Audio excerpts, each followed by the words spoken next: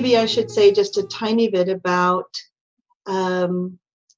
where I'm coming from in terms of my interest in this. I didn't really think about this as I was growing up. I grew up in a rural town and I was in nature a lot. We went camping all the time. We were out in the woods and did that sort of, toughing it out camping where you just took food with you and you went out into the mountains and lived in nature, so to speak. And, those are some of the most amazing memories of my childhood as being in nature.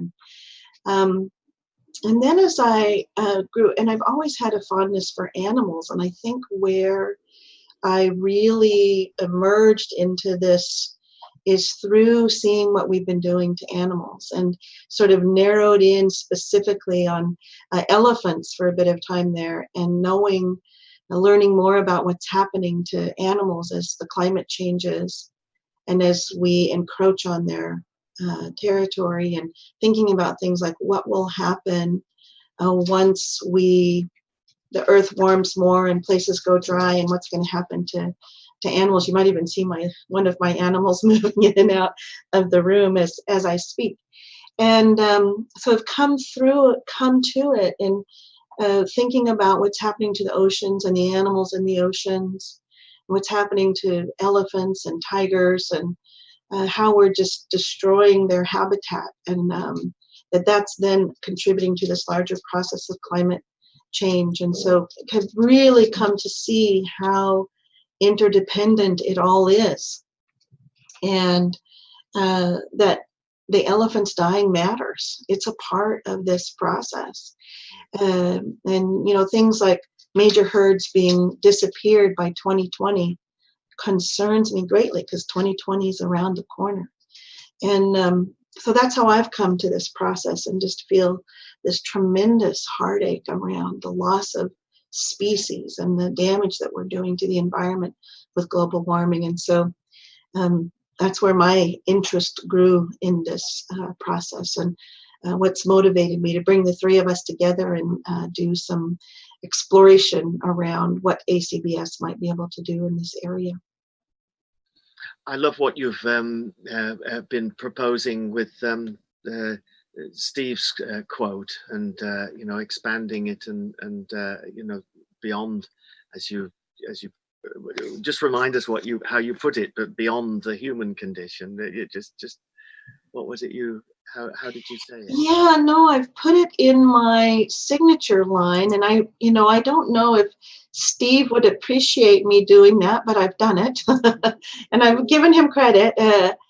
Creating a science more adequate to the challenge of the human condition and the interdependence of all life, earth, animal, and human, rather than just the human condition. I wanted to, have us expand the way we think about, that our environment impacts us. And, as a behaviorist, we clearly know that. And so, but it's not just, how moms and dads are reinforcing us. It's what's happening in the earth and around the earth is also important as well. Yeah. It's Thank the you. substrate, isn't it? It's the substrate of all our cleverness, in a way. It is, exactly. It's kind of interesting that we turn our gaze and become slightly more benign, but actually, at a deeper level, it's not an object that we start to become more kind towards. It's the substrate of our own being. Precisely. Well, and that leads me to this sort of place that we could launch and start to think about this as should ACBS matter about this? And if so, why? Why do we think that this is important? And I think we've touched on it a little bit just in this opening conversation, but let me check in with both of you. Kip, maybe you can say something first. Should is this a matter for ACBS? I think so, because we all have a stake in it. And I think the perception that matters of the environment or matters of the world are separate from other domains of our lives is a really faulty perception. And I was just rewatching a series of conversations between Joseph Campbell and Bill Moyers called "The Power of Myth." And Joseph Campbell says something about the perception that that we actually come from the earth, not that we were put here from outside. And in some ways, I think our imagination has been really hijacked to think that these matters are something that's separate, something that's distinct, that the environment and other species aren't really our problem or our primary occupation. But this is our home. This is where we come from, and so we all have a stake in it.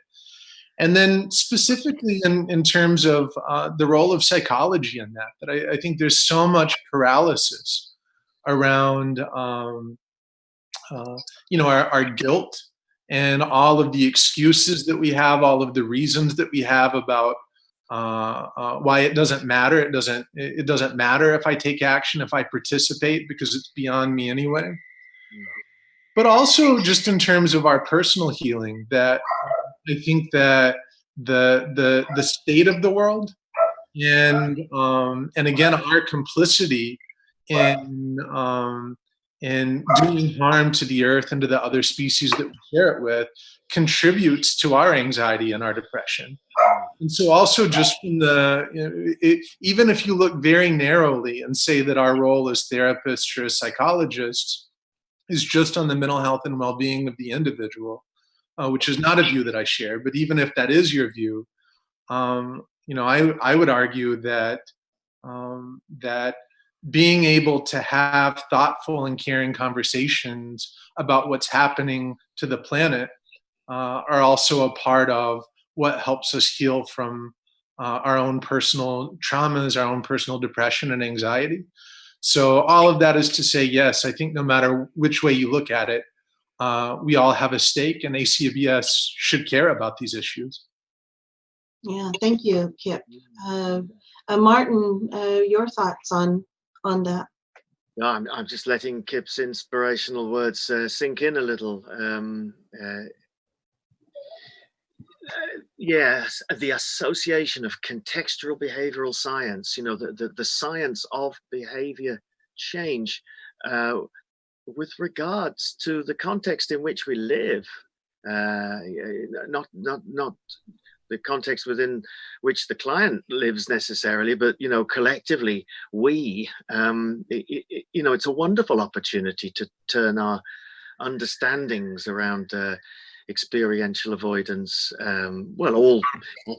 all of our wonderful middle level terms, all the various, the processes and the many great sort of ways of communicating the ACBS has found, and the community that's grown up around it, and the momentum that we have, just that opportunity of turning that insight and becoming, in a way, kind of evolutionary change agents as a result. Whether it's us as individual practitioners, or whether it's our clients as our perhaps enthusiasms touch them.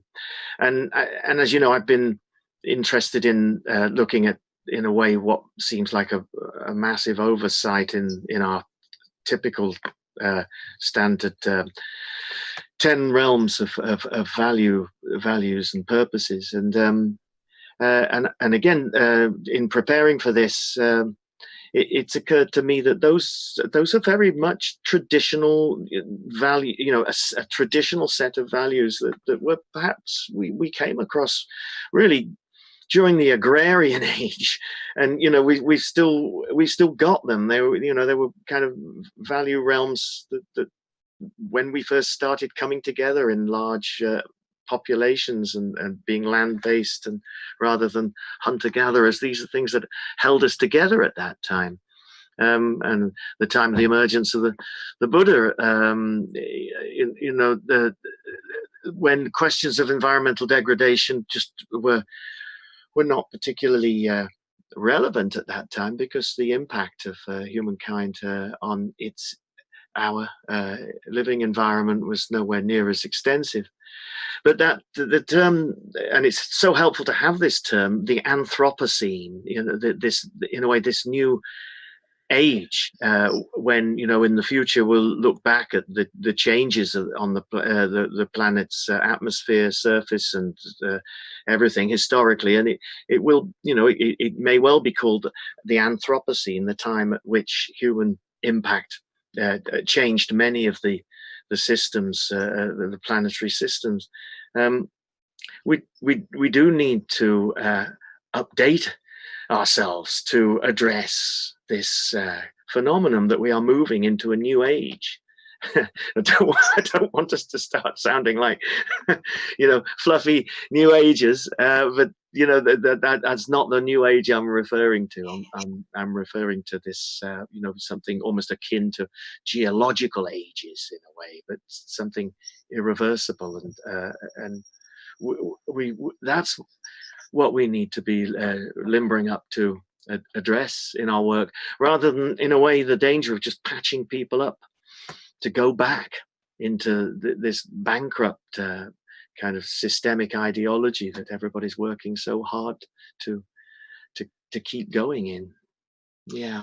Well, you're bringing up a number of different issues, and just to alert people that the values system that you're speaking to is the typical ACT values categories, where, we're looking at family, relationship, friendship, romance, community, spirituality. We've sort of focused on 10 main categories, and we haven't really turned toward a category that has to do with earth and environment. I mean, you might be able to find it in there somewhere, but to tease it out specifically, I think is important. You're also speaking to things like capitalism and how that has, sort of pushed us into a place where constant growth is the idea, and we have a finite system. So constant growth and a finite system don't actually go together. And it also makes me think about the problem of that we're encountering with climate change.